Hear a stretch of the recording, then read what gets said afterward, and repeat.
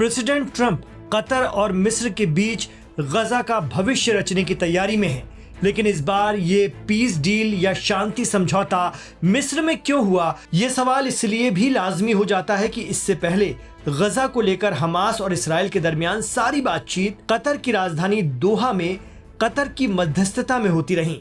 लेकिन अंतिम दौर के लिए मिस्र का चुनाव क्यों? कतर से आखिर क्यों कतराती रही हैं सभी पार्टियां? खुद प्रेसिडेंट ट्रंप और 20 देशों की डील जो गजा के मुस्तकबिल का फैसला करेगी, जिस डील की सारी कवायद कतर में हुई, जिसने इस युद्ध विराम समझौते को आखिर तक पहुंचाने में अहम किरदार निभाया, युद्ध विराम को लेकर सबसे अहम दस्तावेज पर साइन कतर नहीं बल्कि मिस्र में क्यों?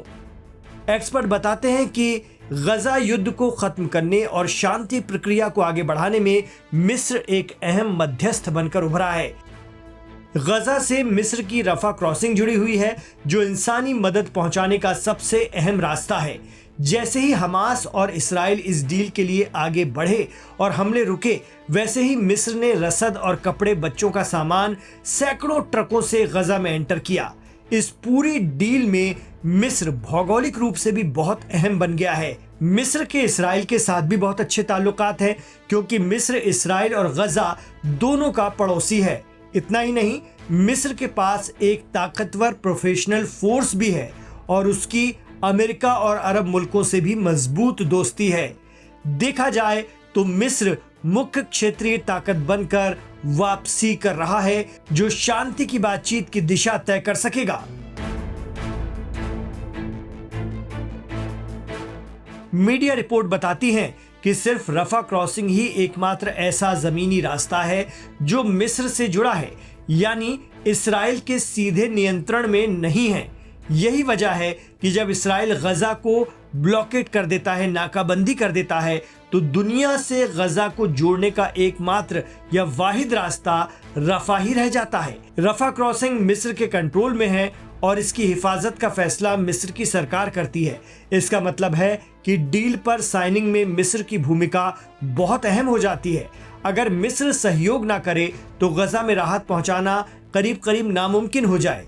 इतना ही नहीं, पिछले कुछ अरसे में तुर्की, सऊदी और मिस्र इस खित्ते में एक मजबूत खिलाड़ी बनकर उभरे हैं।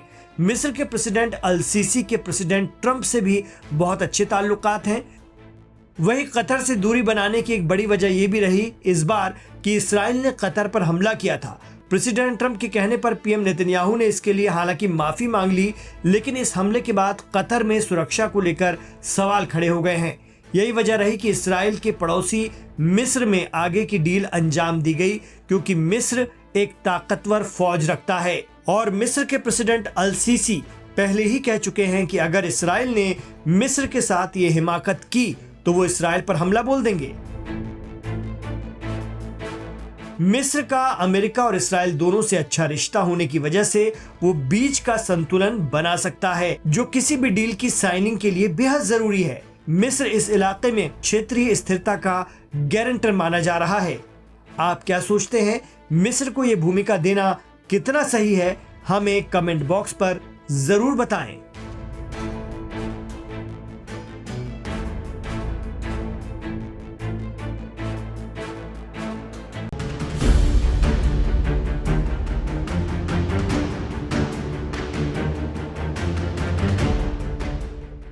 ये तस्वीरें देखिए, 2 साल से गजा में चल रही कत्ल-ओ-गारत के अंत का ये वक्त है। बंधकों की रिहाई हो रही है, लेकिन इस रिहाई के दौरान हमास के लड़ाकों के हाथों में है एडवांस हथियार। इस रिहाई के दौरान हमास ने अपने हथियारों के जखीरे में से एक से बढ़कर एक हथियार निकाले और इजरायली शहरियों की रिहाई के दौरान उन हथियारों को दिखाया भी। ये तस्वीरें अपने आप में एक पैगाम है, न सिर्फ इजराइल बल्कि अमेरिका के लिए भी, कि उनका वजूद खत्म नहीं हुआ है।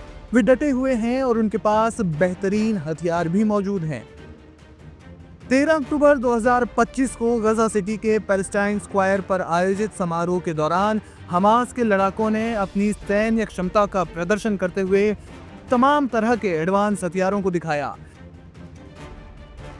ये प्रदर्शन मुख्य रूप से संगठन की ताकत और भविष्य की वार्ताओं में उनकी स्थिति को मजबूत करने के उद्देश्य से था। रिपोर्ट्स के मुताबिक ये हथियार ज्यादातर ईरान, सीरिया और अन्य सहयोगी देशों से हमास को मिले हुए थे। इन हथियारों में हमास के लड़ाकों के पास AK-47, AKM और M16 जैसे एडवांस असॉल्ट राइफल्स थी। ये हथियार हमास की पैदल सेना की रीढ़ है। समारोह में सैकड़ों लड़ाके इन्हें कंधे पर लटकाए या हाथों में थामे हुए थे। इसके अलावा कंधों पर RPG-7 और RPG-29 जैसे रॉकेट प्रोपेल ग्रेनेड लॉन्चर प्रदर्शित किए गए। ये एंटी टैंक और एंटी इन्फेंट्री हथियार हैं जो 500 मीटर तक के टारगेट को नष्ट कर सकते हैं। हमास ने इन्हें इजरायली टैंकों के खिलाफ इस्तेमाल करने की क्षमता के रूप में हाईलाइट किया। इस दौरान AGS-17 और MK-19 जैसे ऑटोमेटिक ग्रेनेड लॉन्चर दिखाए गए जो 40 mm ग्रेनेड फायर करते हैं। यह हथियार समूह युद्ध में उपयोगी हैं और समारोह में लड़ाकों ने इन्हें डेमो के रूप में प्रदर्शित किया। हथियारों के इस प्रदर्शन में सबसे प्रमुख रूप से रूसी निर्मित 9M133 Cornet anti tank guided मिसाइलें दिखाई गई। ये ईरान के माध्यम से हमास को प्राप्त हुई हैं और 5 से 8 किलोमीटर तक की रेंज वाली हैं जो आधुनिक टैंकों को भेज सकती हैं। हमास के लड़ाकों ने इन्हें कंधे पर या ट्राइपॉड पर सेटअप करके प्रदर्शित किया जो हमास की एडवांस क्षमता का प्रदर्शन करती है। इसके अलावा इनमें ड्रोन्स को भी दिखाया गया है जो हमास ने घर पर बनाए हुए हैं, जिनमें कि शाहेद ड्रोन्स को दिखाया। इनमें हमास ने शाहेद 136 और अन्य क्वाडकॉप्टर ड्रोन्स को प्रदर्शित किया जो विस्फोटक ले जाने और निगरानी के लिए उपयोगी हैं। ये ईरानी तकनीकी पर आधारित हैं। इसके अलावा स्नाइपर राइफल्स, मशीन गन और अन्य अत्याधुनिक हथियारों को बंधक रिहाई के समारोह में शामिल किया गया था। इनमें भारी तादाद में हमास के लड़ाके भी मौजूद थे।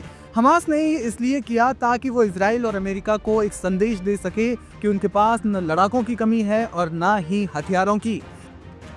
इसके अलावा ये प्रदर्शन इसलिए भी किया गया क्योंकि हमास ये बताना चाहता है कि वो गजा में शांति तो चाहता ही है और इसके लिए बंधकों की रिहाई भी कर रहा है, लेकिन वो हथियार नहीं डालेगा क्योंकि हमास का मानना है कि ये एक तरफा फैसला है।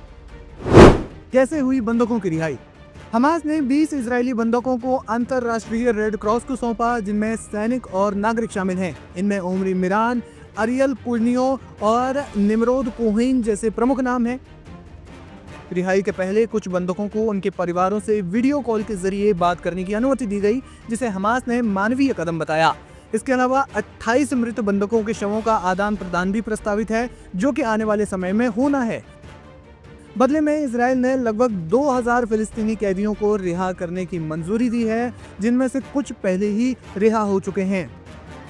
ये रिहाई ट्रंप की शांति योजना के प्रस्ताव का हिस्सा है, जिसमें गजा से इजरायली सेना की वापसी, मानवीय सहायता का प्रवाह और गजा के पुनर्निर्माण के लिए एक अंतरिम प्रशासन की स्थापना शामिल है। समारोह में हजारों फिलिस्तीनी समर्थक हमास के झंडे लहराते हुए मौजूद थे, जिसने इस आयोजन को एक सैन्य और राजनीतिक प्रदर्शन में बदल कर रख दिया।